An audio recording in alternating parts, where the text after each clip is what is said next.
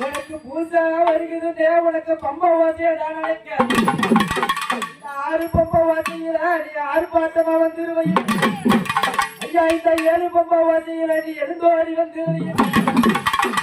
இந்த கேளவ மாட்டாரா நீ பொருத்தமுள்ள ராஜனையா